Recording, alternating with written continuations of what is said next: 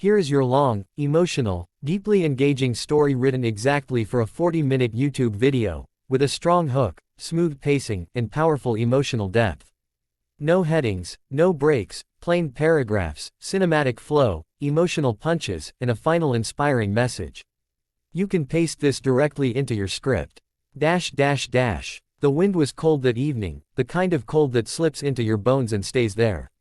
Cars rushed by, people hurried home, and the world seemed too busy to notice the little girl sitting alone at the bus stop. Legs weak, crutches lying beside her, eyes filled with a pain far too deep for her small age. If you're watching this right now, stay till the end, because what happens next is something that will shake your heart, and I promise, this story is going to grip you so tightly that you won't forget it.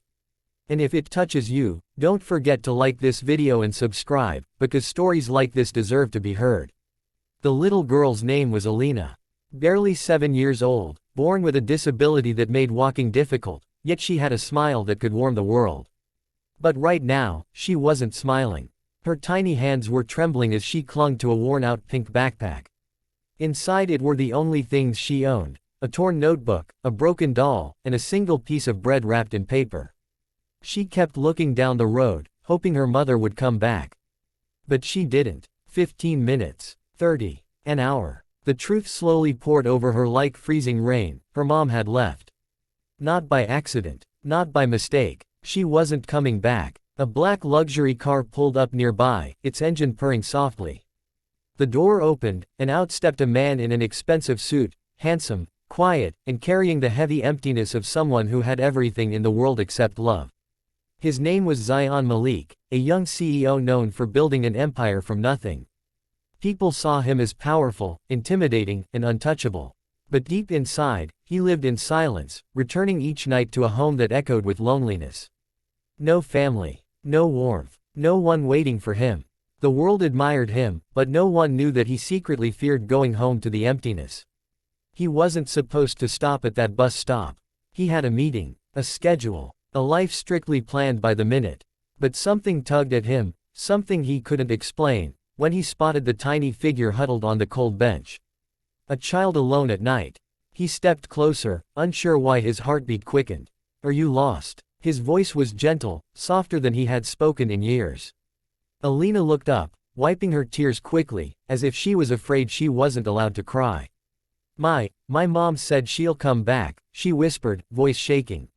"She said I should wait here. She just needs a break." Zion glanced around. The darkness, the cold, the fact that no adult was coming. He knelt so he was eye level with her. "How long have you been waiting?" She looked at the tiny digital watch on her wrist, a toy one, cracked. "Since before sunset." That was more than 2 hours ago. His chest tightened. Something inside him cracked open. He remembered being 8 years old, standing under a streetlight, watching the back of his father disappear forever. The pain, the fear, the promise he made to himself to never feel that helpless again. And now, here was a child feeling the same thing. "Do you know where your home is?"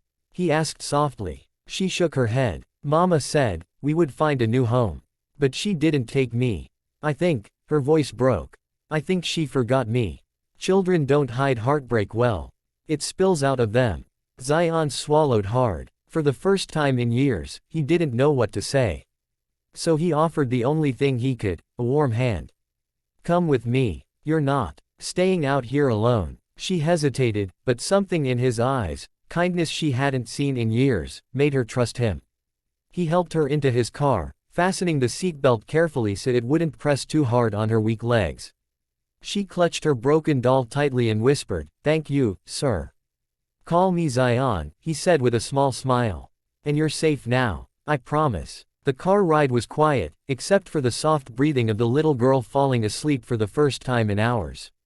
Zion kept glancing at her, unable to understand why he felt so protective, so responsible. He took her to the hospital immediately. Doctors examined her, telling him she had been neglected for a long time: malnutrition, untreated muscle weakness, and emotional trauma deeper than her bones. "Where are her parents?" the doctor asked. Zion's jaw tightened. She was left at a bus stop. The staff looked at him differently then, not as a CEO, not as a wealthy man, but as someone who cared when he didn't have to. He stayed beside her bed the entire night. She woke up crying once, calling out for her mother, then choking on the realization that she wouldn't come. Zion held her little hand until she calmed down. The next morning, social services arrived.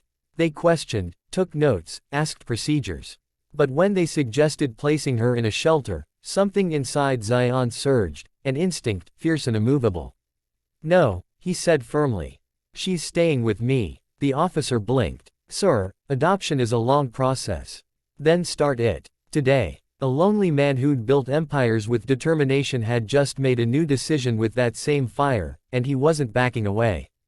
Alina moved into his mansion days later.